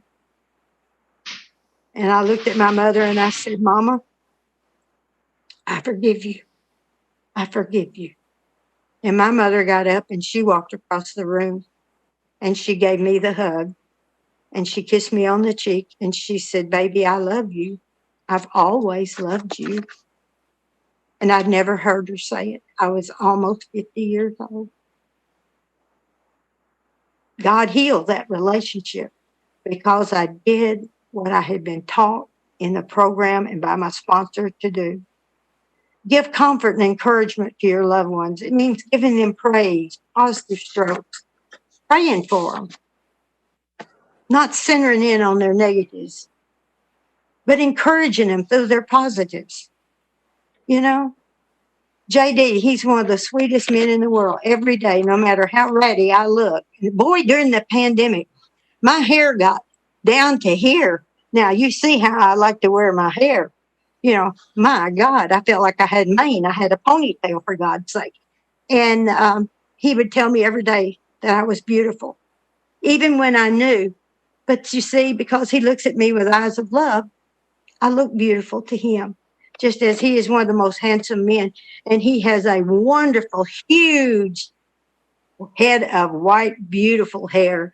There's so many people like Rick, our son by choice, he's bald, so he's always saying he envies JD's hair. But it is beautiful, looks beautiful. JD sends me love notes. I fix him coffee. I try not to be tacky when he wants to watch Westerns or something on TV like Forged with Fire. My husband's a welder. Why wouldn't he like Forged with Fire, you know? And what have you. But we like to watch TV together. And we hold hands and we watch Forged with Fire. And it's okay, you know?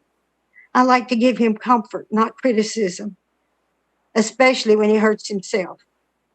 You know, JD, he's 84 and he thinks he's 48. And he got out on the stepladder here a couple of months ago, was doing something, and he stepped off the stepladder, off of the top.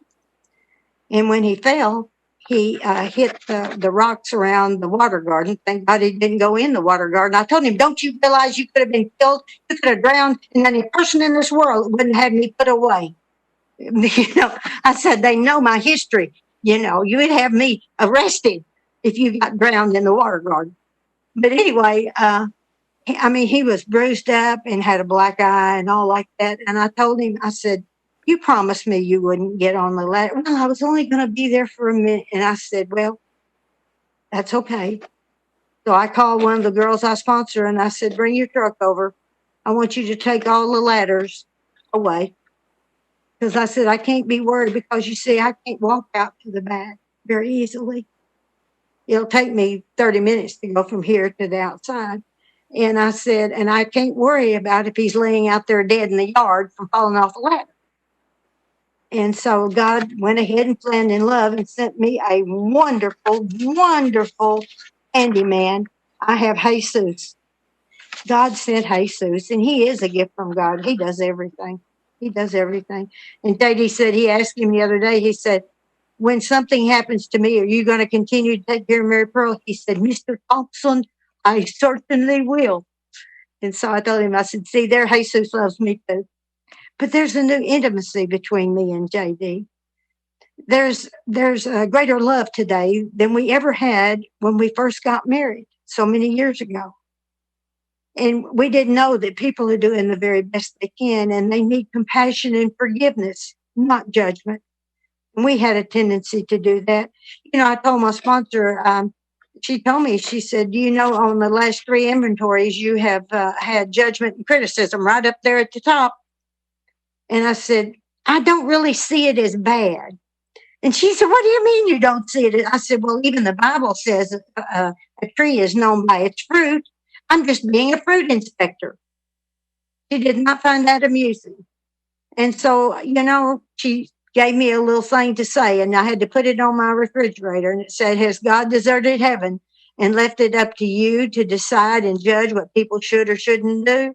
No, he's still in business. He knows when to wield the rod. So remember, when you're judging, remember, you're not God. So I had to give that up. But love and forgiveness are the qualities of a higher power. That's the reason it's so important that we have God in our lives. And it was hard to give myself the right to make mistakes and to forgive myself. And if you can't forgive yourself, you can't forgive others. Remember, God forgives you as you are willing to forgive others. It says so right in the Lord's Prayer. Give that person another chance. That's what forgiveness is about, giving somebody another chance to do better. I can't put myself above God, and God forgives me, so I must forgive others. And it's easier when you can forgive yourself.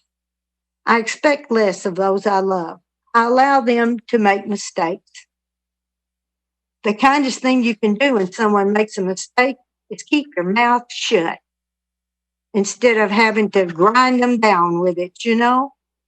Giving that person, you know, allow them the dignity to fail and make mistakes is a real neat way to show your love to another person.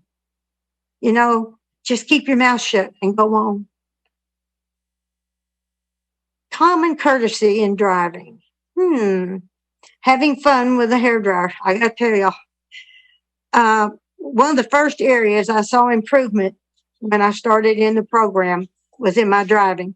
I was a very aggressive driver. I was always mad. And so I would yell at people. I'd blow the horn at them. I would do obscene gestures and what have you. And so when I start getting off a little spiritually out of whack, people in driving annoys me again. And so when we have the kind of heat that we had last year, oh God, it was hot here, be 120, whatever, and the humidity 100%. It's just like you chew air. And people were not being very kind with one another. Everybody's patience, you know, when it gets too hot, everybody seems to get in a twit. Just like now with this virus, everybody's killing one another. Don't understand that. But anyway, I was driving down the road and their driving was bothering me. And so I said, God, help me to have a sense of humor and do something that will take my mind off of that, or at least not let it bother me. And that's when it occurred to me, I have a car. I have a 1992 Caprice Classic LTZ. Now, this was a car that was the favorite of the state police way back in the day, like in the 92.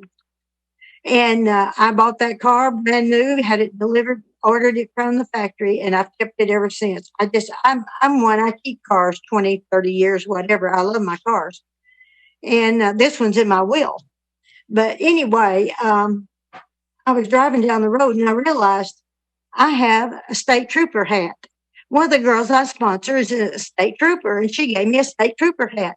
And I have this unmarked car. And so I went home and I had an old hairdryer and I cut the cord off of it and I made me a radar gun. And when people would irritate me, I would pull up behind them and I would hold this gun and they would either pull off, speed up, slow down, and I would just die laughing, having more fun. And I even have my, the other day, I had a picture, not the other day, it was before the virus. I had my picture made in this year's state police car holding their most modern digital gun. And they took a picture of me because they were dying laughing over at the state police headquarters about me and my hairdryer.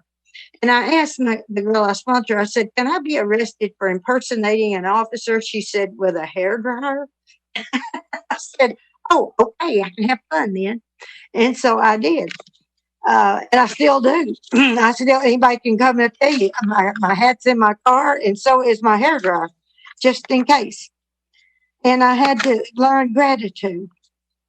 And I had to be a positive customer instead of being a negative customer, going to the grocery store mad when he was drinking, and I would manage to get my groceries without going past the beer counter or anything like that. I was so mad all the time. One time, though, I made him go with me so I could watch him. You know how we have to do. We have to watch them so they don't escape. And we were looking in the meat counter, and I'm looking at the pork chops and everything, and I decided I'd move down.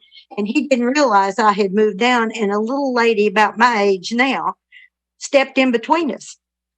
And all of a sudden, I heard smack, because he had a habit of slapping me on the ass. And I heard that smack, and I heard her say, I beg your pardon. And he goes, my wife. I'm so, my wife. And she looked at me, and I said, I've never seen that man before in my life. And he ran from us. Oh, I don't have to do that to him anymore, but that was so funny. But anyway, I was not a good customer. And the people there in the store, they would get, it got to the point where the manager had to check me out. I was such a rude customer. And so I was telling my sponsor about it, and she says, well, you have to make a living amends and be nice to those people. So I made it a point to go down the aisle with my cart, skipping, asking them, how are you, and being nice, and but I didn't want to. And after a while, I started joking with them and having fun with the checkers. And one day, one of the girls says, Miss Thompson, I really love your unusual eye makeup. I said, unusual? What do you mean unusual? And I said, well, thank you. And I got out to the car, and I look in the rearview mirror, and I have one purple eye and one green eye. I don't know what I was thinking that morning. but anyway, it gave them a charge. It was just me. But, after I had been such a rotten customer all those years, one Christmas, I got home, and in my groceries was a Christmas card. And I thought, oh, my God, I shoplifted a card. I don't remember buying a card. And I looked, and it was from the Checkers and the Sackers, telling me that I was their favorite customer. That would never have happened had I not been able to change and to be a positive person and to treat them with dignity and fun. That just would never have happened. And then I had to learn gratitude for God's world. That's by not littering. And even when I see litter, pick it up, You can say, well, I didn't do it. But, what the heck? Taking care of God's little creatures, We feed the birds and we feed the squirrels. And JD had a turtle refuge. We had over 100 turtles, box turtles at one time. And we had to get rid of them because a couple of puppies that we had began to chew on them and think they were toys, and we didn't want them hurt. And JD took and rehomed them. And then one day he had this albino that used to turtle that would meet him in the gazebo, and he'd feed him a strawberry. And all of a sudden one day we looked in at the gate trying to get into the back was the albino turtle. He had come home. And, be a better neighbor. I had a neighbor. I didn't call her a neighbor. She was a woman who lived next door. And she was a product of an alcoholic husband who was also a gambler. And her children ran a show over there. The little kids ran the show. And I had problems with her. And I would pray for her. And then she wouldn't cut her grass, and she wouldn't make her kids do it or anything. And it was hard. And then one year I said to JD, I heard her window unit air conditioner quit working in the hot summer. And I said, take her one of our big box fans, because we have ceiling fans, plus we have central heat and air. I said, take that over to her so that she won't be suffering. And so she used it for 2 years, and then she brought it back and said it broke. Would I please fix it? I didn't levitate, almost, but I didn't levitate. And I told her, I said, I don't think so. But anyway, bless her heart, she's dead and gone now. But I've learned to listen. And did you know listening is an act of love? Listening is an act of love where the listener listens and gives himself completely to what the other person is saying without trying to think of what you're going to say and rebuttal, or whether what they're saying is true or even relevant, but just giving them your undivided attention, you know. And I know my sister used to irritate me for a long time. When somebody would ask me something, Dorothy would answer, you know, and it's like I looked at her and I said, do I look like Charlie McCarthy to you? I mean, what is the deal here? You know, you don't have to answer for me. And I realized that that was just part of Dorothy, and I had to love her even if she did finish my sentences. But then there came the point where on November, 45 years to the very day I watched my daddy die, my sister died in the car with me. And I got her over to, I was going, God, what do I do? Do I drive? Do I do CPR? What do I do? I was in bumper to bumper traffic outside our biggest mall in the state. And all of a sudden I saw a motorcycle cop coming. And I told him, I said, I think my sister's had a heart attack because she choked and her eyes rolled back and she quit breathing. And so we had a new hospital that just opened 2 weeks before. And so he made the traffic park for me to get through, and he led me to the hospital. And Dorothy was blue by the time we got there. And he went in and got the people with the gurney, and they came out and they took her in, and they took me into a separate room. I didn't go into the waiting room with the other people. And they told me there was probably nothing they could do. But what had happened in the meantime, I had taken her to the doctor that morning, and the doctor had run some tests, and they didn't have the results back. And so he had tried to call at our homes and tell us that Dorothy was in kidney failure. And but we weren't there. We were on our way back home, and had stopped by the drugstore to get her prescription. And we were coming right out from the drugstore when she died. And they were able to resuscitate her. She was in a coma for 30 days. They didn't know what we would have when she woke up, if she would wake up or what have you. And I was there in the ICU, combing her, brushing her hair for her. You know how ratty you look in the hospital. I was brushing her hair. And all of a sudden I heard her say, that feels so good. And I stopped and I looked and I said, Dorothy, did you just say that? And she said, yeah. And I said, I can't believe it. And she said, why? And I said, well, for one thing, you've been in a coma for 30 days. And she said, oh, okay. And I should have known something was wrong. And we called the doctors in, and Dorothy had no short-term memory, and she had lost 40 years of the current memory. So she couldn't save anything anymore. And she couldn't remember, but she could remember me and JD. And she would ask me time after time, why didn't Mama come to see me? I said, because Mama's dead. She died in 1991. And she'd say, like no emotion. And I took her to the cemetery and I showed her Mom and Daddy's grave. Well, of course, she remembers Daddy died. And she sat there and she said, you know, when you can't remember, it doesn't seem real. That was the reason, no emotion. It wasn't, when you can't remember, it's not real to you.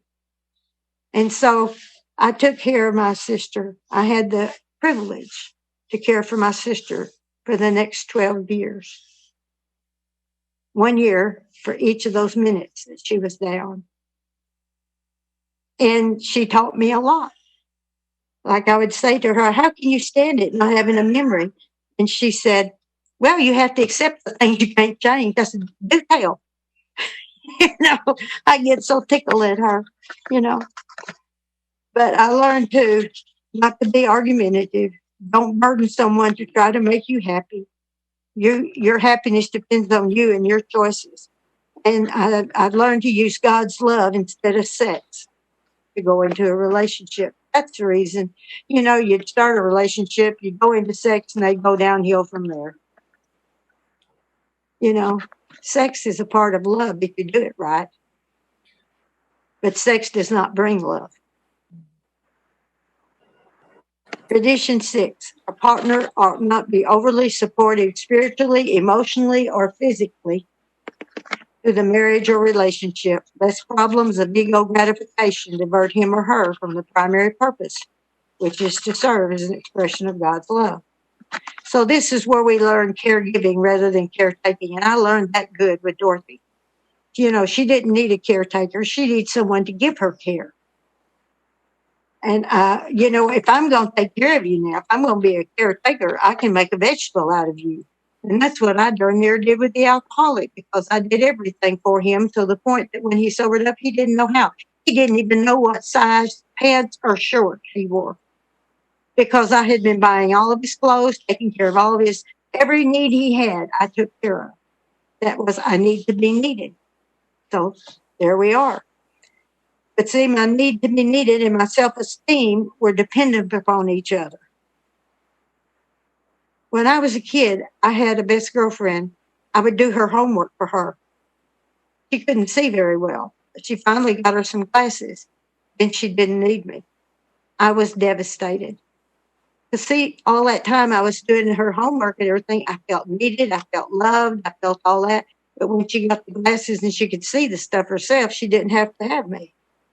So I did at the job, I would do more and more in the workplace than anybody else, and then feel overburdened and underappreciated, and somebody would leave and they'd say, "Can you do her job too?" "Oh yeah, I can do that job too."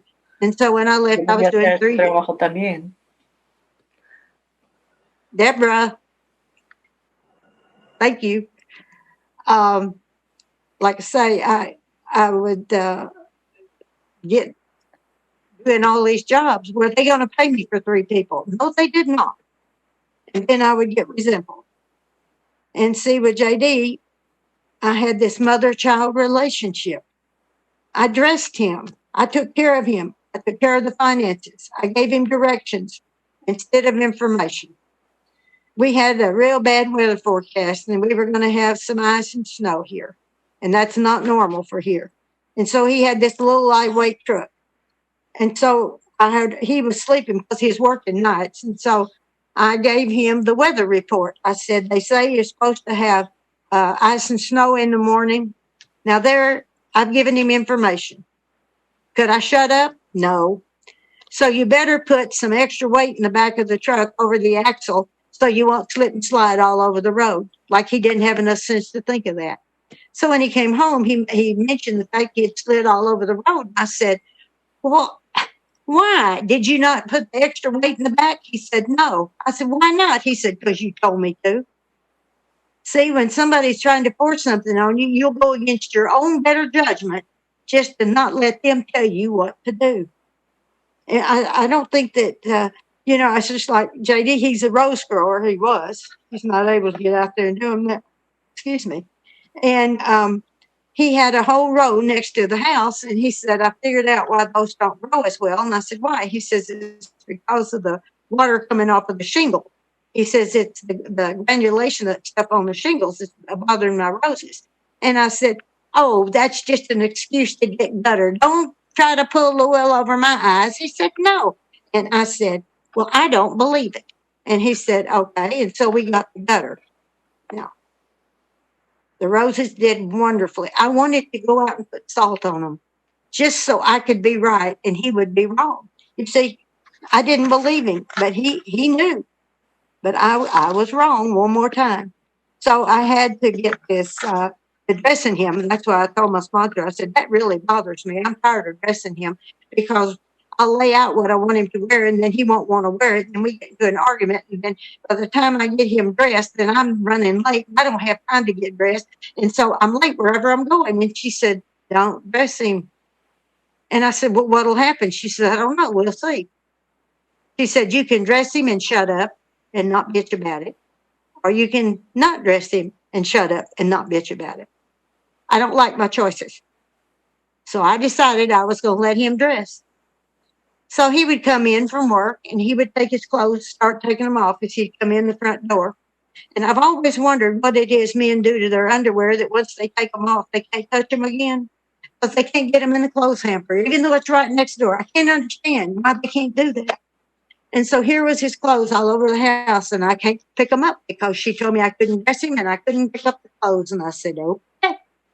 So anyway, on Friday night, after we have a week, clothes in the floor, the dogs are playing tug of war with the clothes and what have you. He brings some guys home with him after the meeting. And the first thing I hear him say is, oh, well, you can see Mary Pearl's not much of a housekeeper. I nearly went up the wall. And I said, yes, and y'all can see those are not my jockey shorts. You know, and then it was like all of a sudden he saw the clothes were his. They weren't mine. They were his. And, you know, I've not had to pick up clothes again. When I began to have a hands-off policy and a mind-your-own-business one, I got a taste of what it felt like when my sister was trying to mind my business. You know, that's what I got the taste I saw, you know. When I practice this tradition, I see things differently. I'm looking through a new pair of glasses. JD's smart, talented, artistic, has a great ideas, creative, funny. He's able to take care of himself. You know, I got tickled. There was a girl that used to come and watch our dogs. And she also worked with some of the Al-Anon at the time. And so she carried this gigantic, soft purse.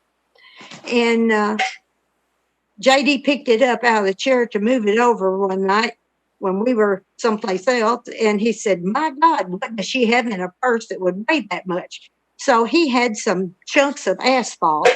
He put them in her purse to add to all the other weight. When she left, she slung it over her shoulder like it didn't weigh anything, and off she went. Well, the next day at work, somebody wanted a safety pin. She says, I've got one here somewhere. And she emptied her purse, and out came those chunks of asphalt. And she said, those Al-Anon, they've been in my purse. And she was telling me about it. And I went, oh, wrong kids, wrong kids. She said, what do you mean? I said, wrong kids, wrong kids. Don't blame the Al-Anon. And she said, you mean? I said, wrong kids. I can't say, but. And so she would stay at our house and take care of our dogs. So next time we went out of town, we came back. JD said after a couple of days, he said, when are you going to do the laundry? And I said, well, honey, you got lots of laundry clothes that wasn't in the laundry. He said, well, Linda had sewed all of the flies shut on his underwear. She was getting even for the asphalt. So it's fun around here sometimes. No one can meet the needs of another. Our separateness is our mutual strength.